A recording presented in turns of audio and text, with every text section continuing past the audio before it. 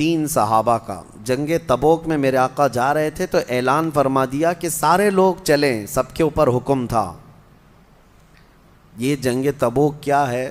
تقریباً مدینہ طیبہ سے 900 کلومیٹر دور ہے، اور ایسے حالات میں یہ جہاد کا اعلان تھا جب سخت گرمی کا موسم تھا، سفر لمبا، مسلمانوں کے پاس اس وقت مال کی کمی بہت تھی، اس کو جیش العسرہ بھی کہتے ہیں، تنگی والی جنگ، تنگ دستی والی جنگ۔ ایسے میں امتحان تھا سب کا، سب تو چل پڑے۔ نبی پاک صلی اللہ علیہ وسلم مدینے سے رخصت ہوئے، 3 صحابہ مدینے میں پیچھے رہ گئے۔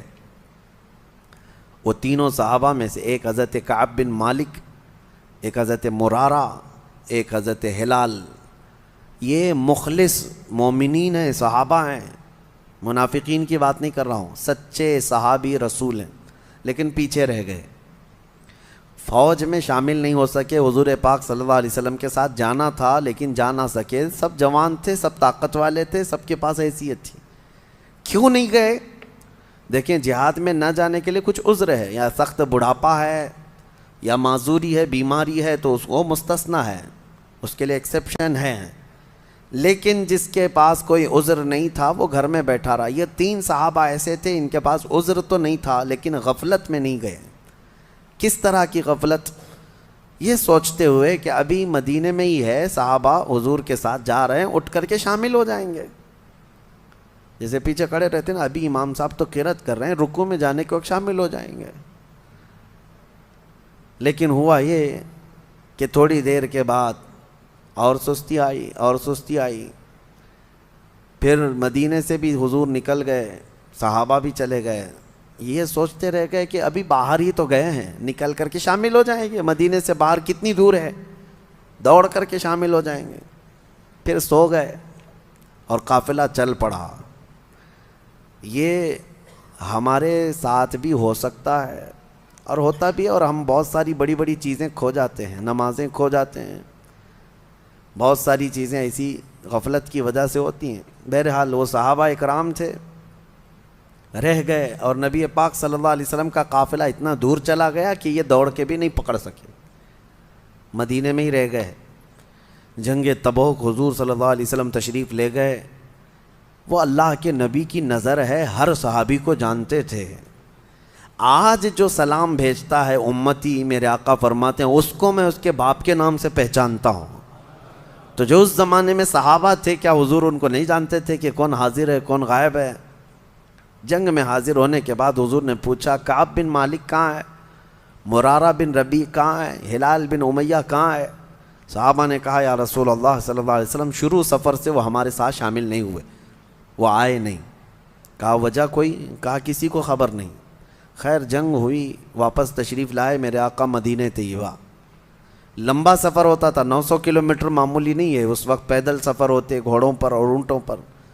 جنگ کے بعد جب واپس تشریف لائے میرے آقا صلی اللہ علیہ وسلم مدینے میں، آتے ہی ان تینوں کو بلوایا۔ کہاں ہیں یہ تینوں؟ آپ لوگ دین کے کاموں کو ہلکے میں لیتے ہو، اور آپ کو لگتا ہے کہ ناموس رسالت کے لیے کھڑا ہونا یہ صرف کسی مولوی کا کام ہے، یا کسی مفتی کا کام ہے، کسی مبلغ کا کام ہے۔ یعنی ہر ایک پر ذمہ داری ہے۔ 3 نہ جاتے تو کیا فرق پڑتا؟ ہزاروں صحابہ تو چلے گئے تھے اور جنگ بھی فتح یاب، لیکن واپس آنے کے بعد میرے آقا صلی اللہ علیہ وسلم نے سرزنش فرمائی، بلوایا، تینوں آئے۔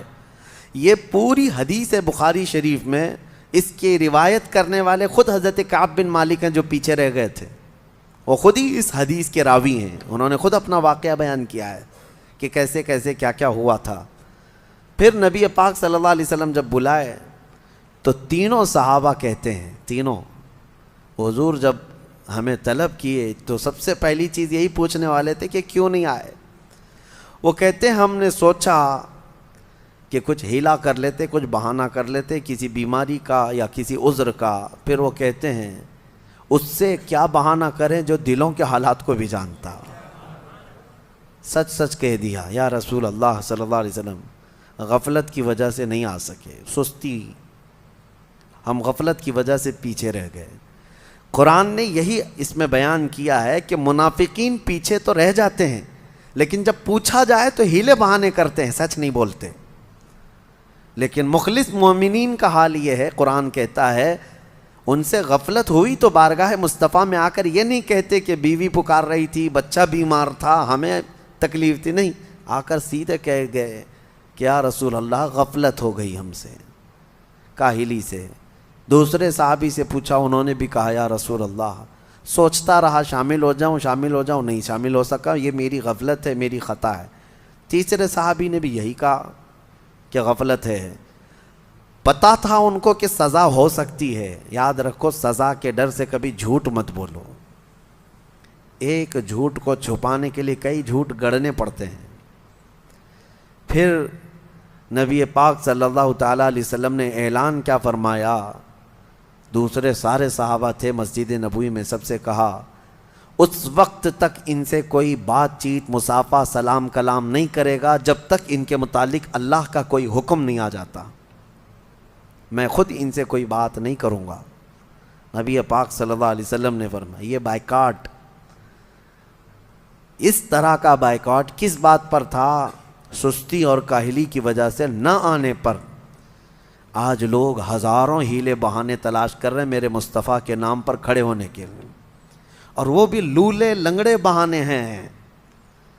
ایسی آج کسی کی نوبت نہیں آئی ہے کہ اس کی گردن پر تلوار رکھ دی گئی ہو کہ اگر حق بولے گا تو کاٹ دی جائے گی، نہیں ہے۔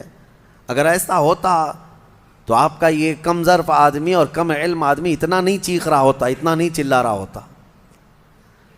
ہم جتنا بول رہے ہیں الحمدللہ ہم جانتے ہیں اللہ اور اس کے رسول کی رضا کے لیے بولتے ہیں، جب تک اللہ نے آزادی عطا کی ہے حق بات بولتے رہو، اور سب سے بہترین اور افضل جہاد یہی ہے ظالم بادشاہ کے آگے حق کلمہ بیان کرنا۔